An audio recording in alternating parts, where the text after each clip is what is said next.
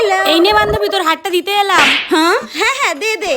নে ধর। হ্যাঁ রে, আমি একটু পুজো বাড়িতে যাব, ওই জন্য চেয়ে পাঠালাম। আচ্ছা বান্ধবী, সোশ্যাল মিডিয়ায় দেখছি সবাই মুখে কেমন কেমিক্যাল ক্লিন করাচ্ছে, তুইও করাচ্ছিস নাকি ওইসব?